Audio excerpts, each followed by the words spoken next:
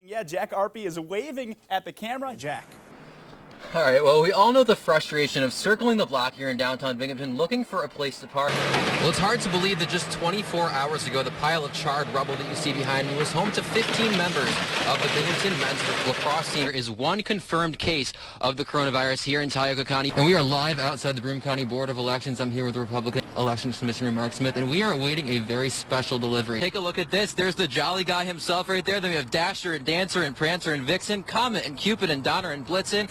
And while being stuck inside all this time may be a drag, he stresses it's also an excellent opportunity to take stock of what you truly need. If you grab lunch in Owego, it's just a short drive from the village to the shores of Cayuga Lake. I'm going to use my snow scraper to show you just how much snow is on the roads right now. I didn't bring my shovel to work today, unfortunately.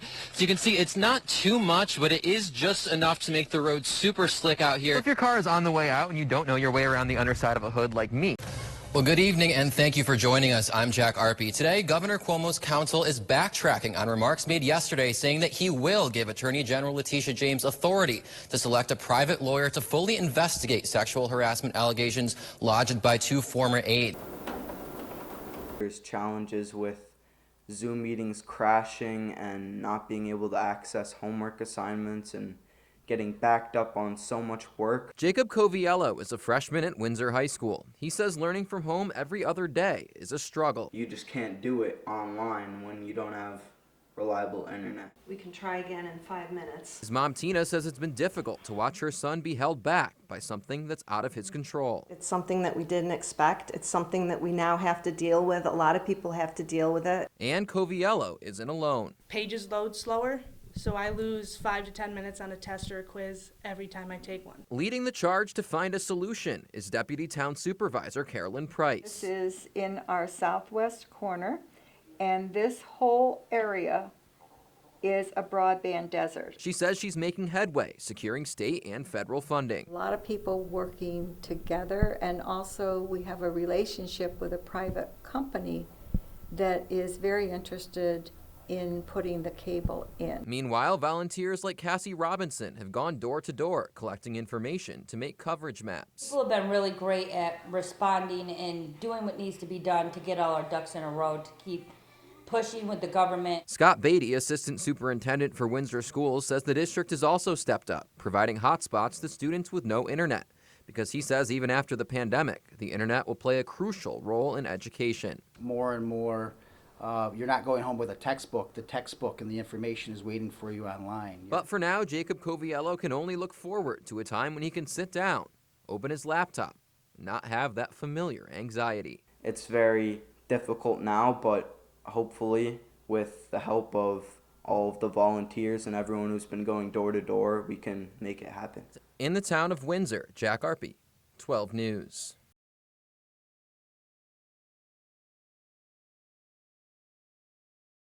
And then we sponge it because it oozes out. Dale and Tina Utter call themselves cemetery lovers. Each carver is different, and it's folk art. They travel from cemetery to cemetery, making sure those who came before us You can find stones all the way back prior to 1800. aren't forgotten. Some of these gravestones, it's the only source document that these people ever existed.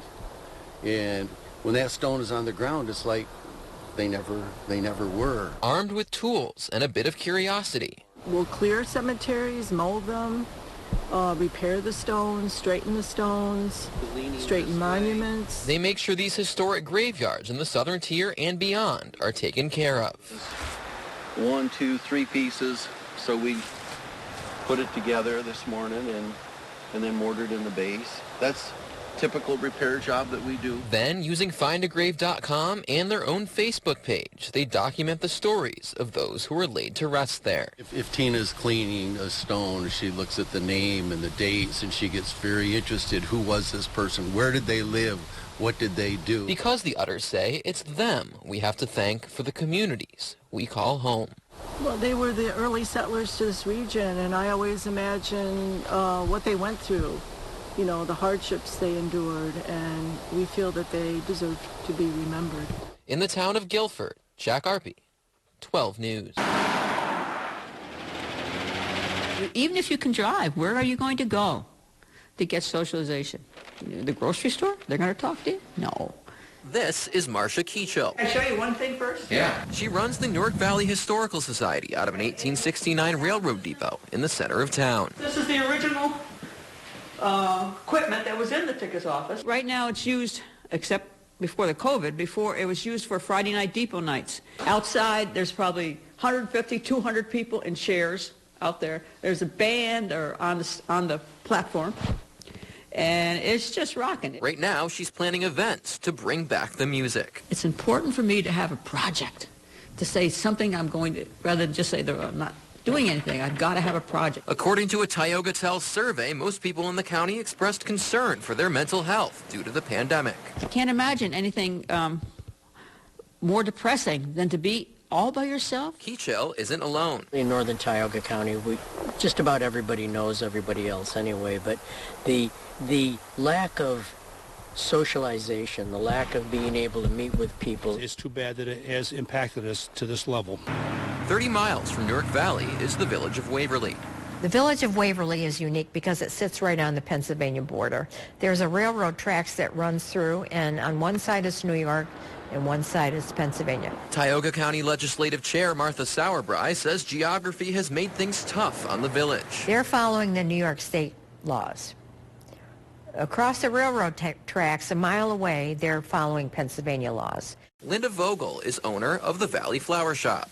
The flower shops less than 5 minutes away were open for business, and I had to remain closed. She's been in business for 20 years, but she lives in Pennsylvania. 6% tax in, a stone's throw over the border puts us at a disadvantage. And then some of the COVID rules have added to that. For nearly 4 months, Waverly was stuck in New York's yellow zone. New restrictions locked down businesses, and as COVID numbers dropped, the county says the state failed to act until late January. New York State is a large state.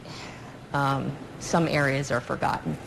And I would say this part of New York State isn't always thought of.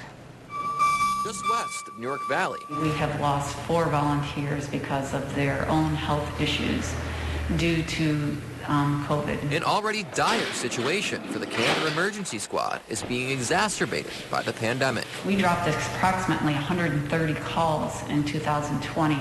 And for an agency that was known for not dropping calls, that's pretty scary if you are the one suffering that heart attack, that stroke. Volunteer numbers have dropped over the years, and driver and EMT Joe Oper says the virus makes it more difficult to recruit. Getting more people in the door to help us out and the funding, that's going to allow us to keep the service going. If we don't have that, we won't be able to keep going.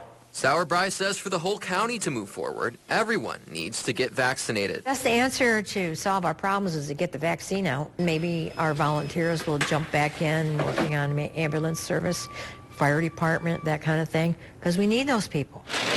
But some places have found success during the pandemic, like the Owego Kitchen on Lake Street in the village. It's an incredibly resilient community. I mean, if you think about the 06 flood, the 11 flood, and how this community has bounced back more vibrant than ever. Linda Vogel says the same goes for the village of Waverly. Through floods, through fires, through, downturns in business, the community rallies around small business. And for Marcia Keachel and the village of Newark Valley, that means getting the depot back open again.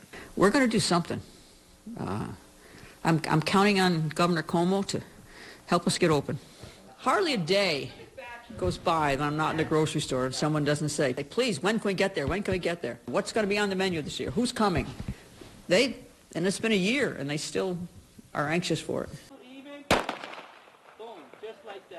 The Owego Police Department is adding a new device to their toolkit. Safety is the main reason for both the officer and the community. Called Bowler Wrap, it enables the officer to deploy a tether, which wraps around an individual, restraining them, ideally, without causing pain or injury. It's just to give us another less lethal application so that an officer's safe, the subject's safe. Owego Police Chief Joseph Kennedy says while the move fits in well with the themes of recent police reform discussions, it's something he's wanted to do for quite some time. I had been looking at it for over a year and a half now. During today's training program, instructors from the department first got a crash course in how to care for the equipment. Then, it was time to try it out. Instructor Tyson Jones says the idea of the product is not to replace other tools officers have, but to add an alternative. Most people in officer-related situations, I think the mindset is that they're going to take a tool out that's going to use something to hurt them. And I just try to convey to people that this is one of those things that's not. Chief Kennedy says the equipment will come in handy for his officers in cases like mental health calls, providing a middle ground to prevent the situation from escalating. We're going to talk the person down the best we can, but if that doesn't happen, obviously we need other options to move from there. You know, we don't want to go to our strongest force, obviously. Because he says we want to do the right thing, and we want to give our guys more options to do that so that things don't have as much potential to go bad. In Owego, Jack Arpey, 12 News.